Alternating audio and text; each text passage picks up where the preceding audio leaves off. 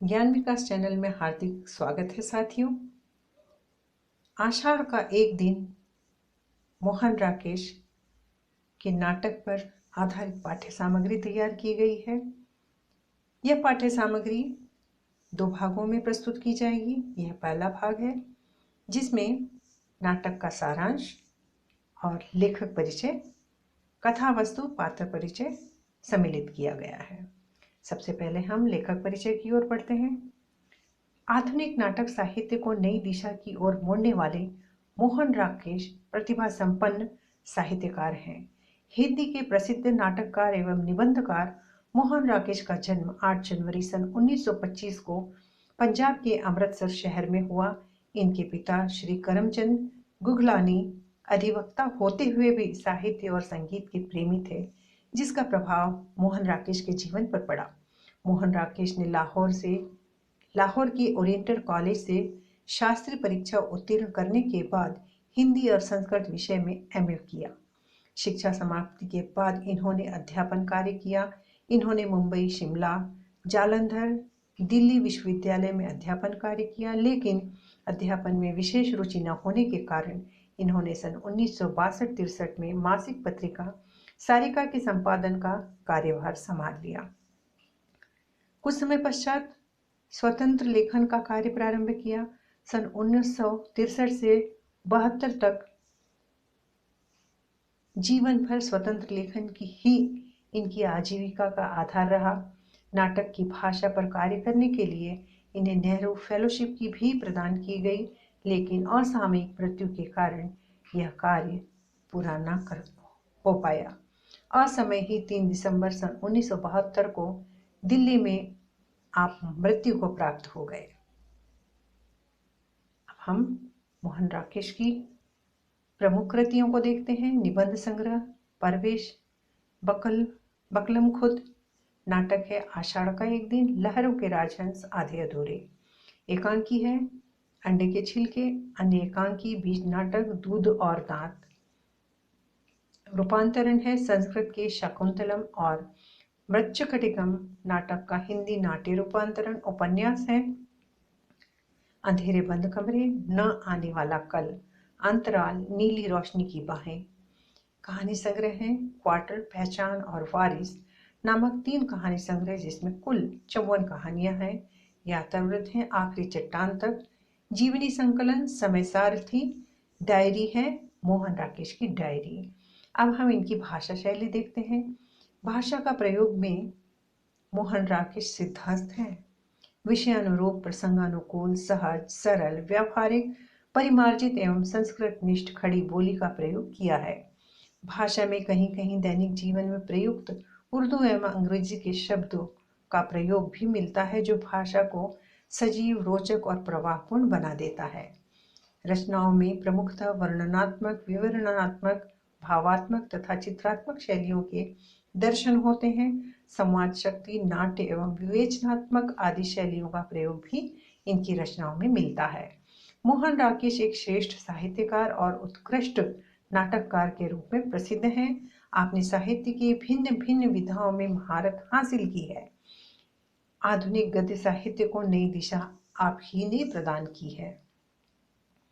अब हम आषाढ़ का एक दिन नाटक का परिचय बिंदुओं के रूप में लेते हैं। आषाढ़ का एक दिन सन 1958 में प्रकाशित हुआ। यह नाटक हिंदी नाटक के आधुनिक युग का प्रथम नाटक माना जाता है। 1959 में इसे वर्ष का सर्वश्रेष्ठ नाटक होने के लिए संगीत नाटक अकादमी पुरस्कार मिला। सन 1969 में निर्देशक मणि कौल ने इस नाटक पर आधारित एक फिल्म बनाई। आषाढ़ का एक दिन पर आधारित फिल्म उसकी रोटी ने क्रिटिक फिल्म फेयर अवार्ड सन 1971 में जीता। नाटक आषाढ़ का एक दिन में ऐतिहासिक पृष्ठभूमि को लेने पर भी आधुनिक मनुष्य के अंतर्द्वंद और संशयों की ही गाथा कही गई है। आषाढ़ का एक दिन में सफलता और प्रेम में एक को चुनने के द्वंद से जूझते कालिदास एक रचनाकार और एक आधुनिक मनुष्य के मन की पहेलियों को सामने रखा गया है। प्रेम में टूटकर भी प्रेम को नहीं टूटने देने वाली इस नाटक की नायिका के रूप में हिंदी साहित्य को एक अविस्मरणीय पात्र मिला जो है मल्लिका। आषाढ़ का एक दिन पिछले 30-32 वर्षों में भारत की अनेक भाषाओं में अनेक केंद्रों में बार बार खेला गया। अब हम देखते हैं नाटक के पात्र। मल्लिका अंबिका की पुत्री और नाटक की नायिका है। अंबिका गांव की वृद्धा, मल्लिका की माता। कालिदास कवि और नाटक के नायक हैं। दंतुल राजपुरुष, मंतुल कवि मातुल, निक्षेप ग्राम पुरुष, विलोम ग्राम पुरुष, रागिनी नागरी, संगिनी नागरी तथा अनुस्वार अधिकारी, प्रियंग मंजूरी, राजकन्या कवि की पत्नी। साथियों, अब हम कथा वस्तु की ओर बढ़ें उससे पहले यह भी बताना चाहती हूँ कि यह पाठ्य सामग्री जहाँ बेंगलोर विश्वविद्यालय के BBA द्वितीय वर्ष के छात्रों के लिए सहायक है, वहीं पर यह सामग्री UGC, NTA, NET की साहित्यिक परीक्षाओं के लिए भी सहायक होगी। आषाढ़ का एक दिन की कथा वस्तु है कि एक दिन की विषय वस्तु महाकवि कालिदास के जीवन से संबंधित है। प्रसिद्ध होने के पहले उनकी प्रेयसी मल्लिका की कहानी है।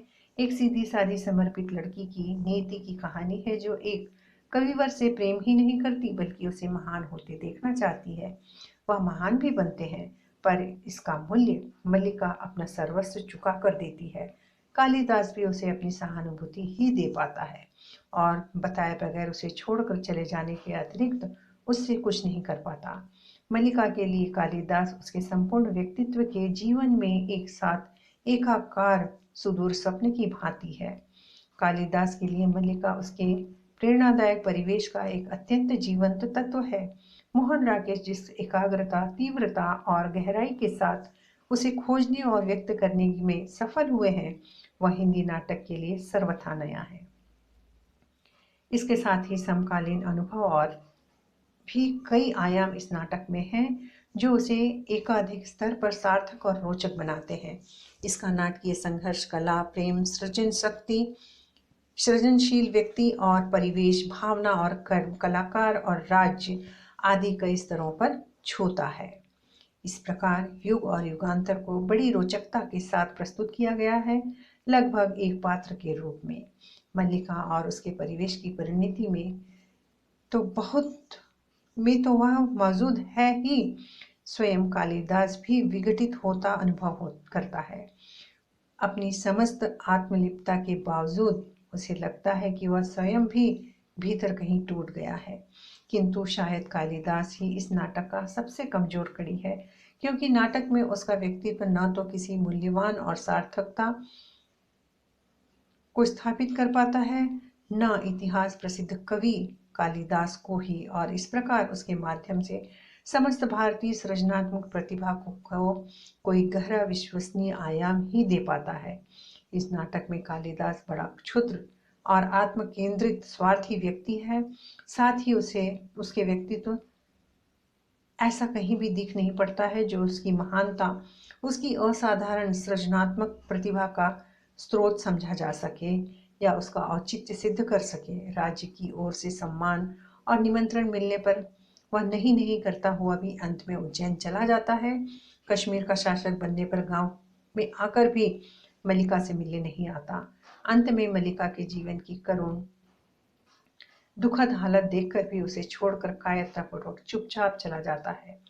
ये सभी उसके व्यक्तित्व के ऐसे लक्षण हैं जो उसको एक अत्यंत साधारण व्यक्ति के रूप में ही प्रकट करते हैं। निस्संदेह किसी महान सृजनात्मक व्यक्तित्व में महानता और नीचता के दो छोरों पर एक साथ अंतर्ग्रथित होना संभव है। आषाढ़ का एक दिन में कालिदास का निम्न रूप ही दिख पड़ता है। महानता को छूने वाले सूत्र का छोर कहीं नहीं नजर आता। लेखक उसके भीतर ऐसे तीव्र विरोधी तत्वों का कोई संघर्ष भी नहीं दिखा सकता है जो क्षुद्रता के साथ साथ उसकी असाधारण सृजनशीलता को विश्वसनीय बना सके। कालिदास की यह स्थिति नाटक को किसी भी हद तक किसी गहराई के साथ व्यंजित नहीं होने देती। विसदृश्यता के दो अन्य रोचक रूप हैं मल्लिका की माँ और कालिदास का मामा मातुल। दोनों बुजुर्ग हैं। नाटक के दो प्रमुख तरुण पात्रों के अभिभावक हैं।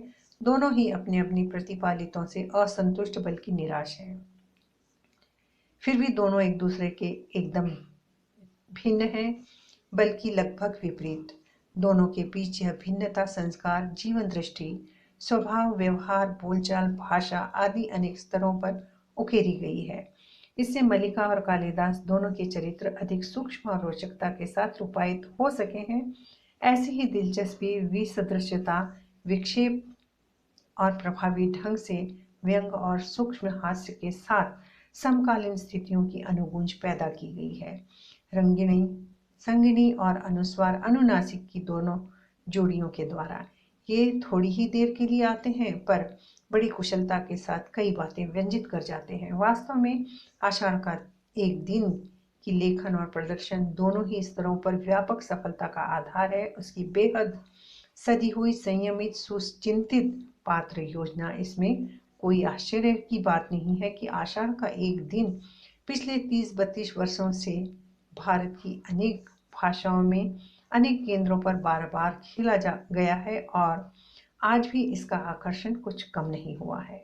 हिंदी नाटक के परिप्रेक्ष्य में भाव वस्तु, रूपबंध दोनों स्तर पर आषाढ़ का एक दिन ऐसा पर्याप्त साधन, सघन और तीव्र भावोद्दीप्त साहित्य प्रस्तुत करता है, ऐसा हिंदी नाटक में बहुत कम ही हुआ है।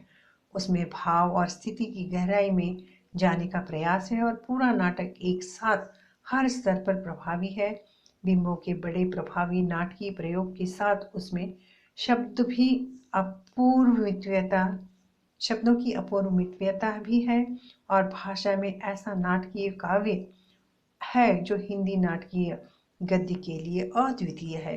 हिंदी के ऐतिहासिक नाटकों से आषाढ़ का एक दिन इसलिए मौलिक रूप से सबसे भिन्न है क्योंकि इसमें अतीत का ना तो कोई तथाकथित विवरण है और न पुनरुत्थानवादी गौरवगान है।